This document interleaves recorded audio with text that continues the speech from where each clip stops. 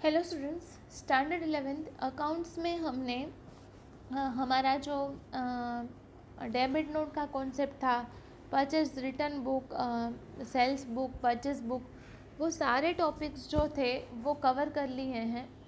आज हम उसका उसी तरीके का एक टॉपिक है कि सेल्स रिटर्न बुक वो स्टार्ट करने वाले हैं। हमने जिस तरीके से परचेज रिटर्न बुक किया और उसमें डेबिट नोट किया, तो इसी तरीके से सेल्स रिटर्न बुक भी है। जब परचेज रिटर्न में क्या था कि हम जो परचेज करते थे वो रिटर्न होता था, और इसमें सेल्स रिटर्न में क्या होगा कि हमने जो सेल्स किया है वो सेल जो है, हमने जो गुड्स बेचे हैं वो गुड्स हमको रिटर्न मिलते हैं। ठीक है, तो ये जो है वो सेल्स रिटर्न बुक होती है। An enterprise records transactions of goods returned in sales return book. If the goods sold on credit are returned by its customers, generally goods once sold are returned under the same circumstances of purchase returns.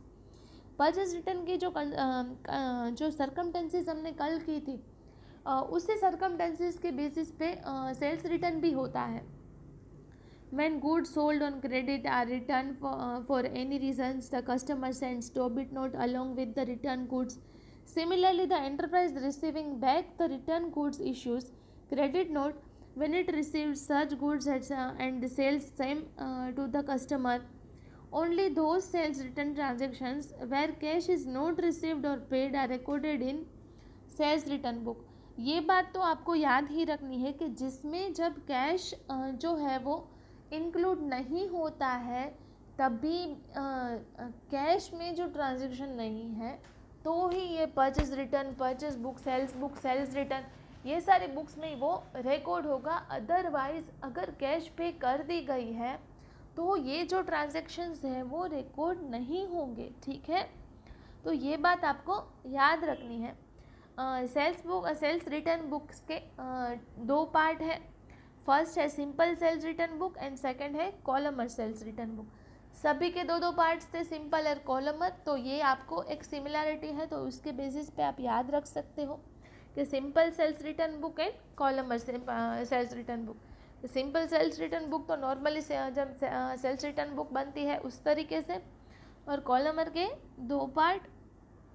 Columnar sales return book according to types of goods, तो वो भी purchase sale and purchase return में किया था उसी तरीके से कि टाइप ऑफ गुड्स के according. And second columnar sales return book according to goods and expenses, तो गुड्स एंड एक्सपेंसेस के बेसिस पे भी उसका एक दूसरा पार्ट है according to goods and expenses. ठीक है, तो ये हमने ये दो पार्ट्स जो है वो कि उसका हम फॉर्मेट देखें तो सेल्स रिटर्न बुक किस तरीके होती है कि जब only one type of goods होते हैं तो सिंपल सेल्स रिटर्न बुक बनती है।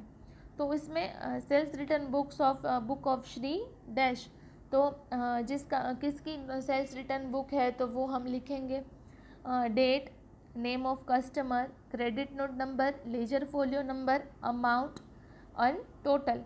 तो इतनी ये जो कॉलम है और नीचे लास्ट कॉलम में उसका टोटल आएगा, तो ये टोटल हमको लिखना है। नेक्स्ट है columnar sales book sales return book according to types of goods, तो more than one type of goods होते हैं तब इस तरीके की सेल्स रिटर्न बुक बनती है। तो sales return book of Shri, तो किसकी sales return book, date, name of customer, credit note number, ledger folio number, तो वो तो सारी कॉलम जो थे वो as it is. And amount, तो अमाउंट में ये गुड्स के टाइप, तो यहाँ पे टेबल, चेयर, कपबर्ड, तो ये गुड्स के टाइप हैं, और टोटल अमाउंट एंड नीचे जो है वो उसका टोटल आएगा। ठीक है, तो इस तरीके से सेल्स रिटर्न बुक है वो दूसरी होती है कॉलमर, ये इस तरीके से बनाई जाती है। और तीसरी जो टाइप से sales return book with goods and expense column, तो इसमें हमको जीएसटी की एंट्री भी करनी है, तो उसमें date, name of supplier, invoice number, ledger folio number, net amount of goods, railway freight, उसमें सारे एक्सपेंस भी हमको ऐड करने हैं। Railway freight, labour, intra state supply तो output CGST, output SGST, inter state supply है तो IGST हमको करना है, एंड उसका टोटल, तो उसकी जो टोटल अमाउंट है वो, एंड नीचे जो है वो लास्ट कॉलम में सभी का टोटल। तो इस तरीके से ये तीन तरह की सेल्स रिटर्न बुक है। सब फर्स्ट वन थी simple sales return book, columnar sales return book, and third one है sales return book with goods and expense column. तो ये 3 जो कॉलम थी वो हमने की। Generally when simple sales book is maintain, the sales return book is also would be simple. Similarly, when columnar sales book according to types of goods or columns with expenses is maintained, the returns book also would be columnar. Date जो है वो date में क्या होगा कि the date on which the goods are return in shown in this column. तो कौन सी डेट पे गुड्स रिटर्न किए हैं तो वो जो इस कॉलम में आएगा। नेम ऑफ कस्टमर में name of customer who has return goods, जिसने गुड्स रिटर्न किए हैं उसका यहाँ पे नाम होगा। And detail of goods return are entered in this column. Goods की जो डिटेल है वो इस कॉलम में एंटर होगी। क्रेडिट नोट नंबर होगा तो वो इसमें एंटर करना है हमको। The number of credit note sent for the return of goods recorded in this column. तो कितने जो number of credit note send, कितनी क्रेडिट नोट सेंड की है तो वो भी इसमें आएगा। नेक्स्ट है लेजर फोलियो नंबर। तो लेजर फोलियो नंबर में the page number of the ledger on which the amount is credited is in the account concept customer is recorded in this column. तो लेजर फोलियो नंबर के कौन से laser में है तो ये जो लेजर फोलियो नंबर में इस तरीके से आएगा।